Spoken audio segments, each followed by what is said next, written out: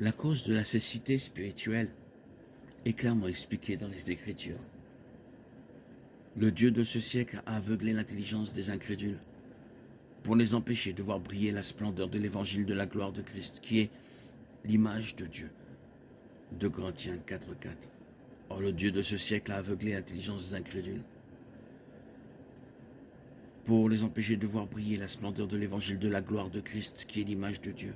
Paul fait référence à Satan comme le Dieu de ce monde. Satan est extrêmement mauvais.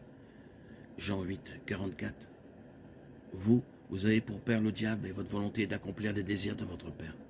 Il a été meurtrier dès le commencement et ne se tient pas dans la vérité, parce qu'il n'y a pas de vérité en lui. Lorsqu'il ment, il parle selon son propre caractère, car il est menteur et le père du mensonge. Il détruit la chair. 2 Corinthiens 5:5.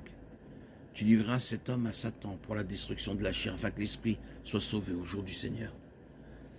Il se fait passer pour un ange de lumière. 2 Corinthiens 11:14.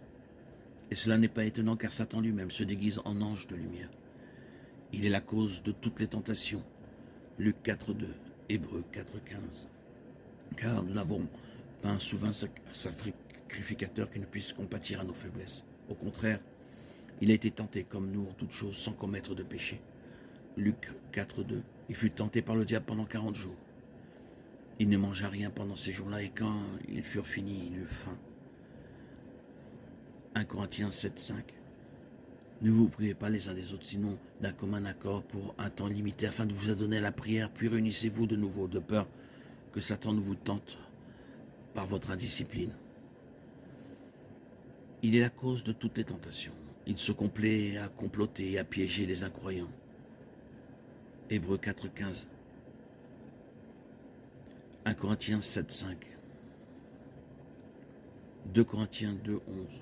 Afin que nous ne soyons pas trompés par Satan, car nous n'ignorons pas ses desseins. 2 Timothée 2:26. Afin qu'il revienne à la raison et se libère des pièges du diable après qu'il les a capturés pour les soumettre à sa volonté. Le but de Satan est de dévorer les faibles qui sont la proie de la tentation, de la peur, de la solitude, de l'inquiétude, de la dépression et de la persécution. 1 Pierre 5:8-9.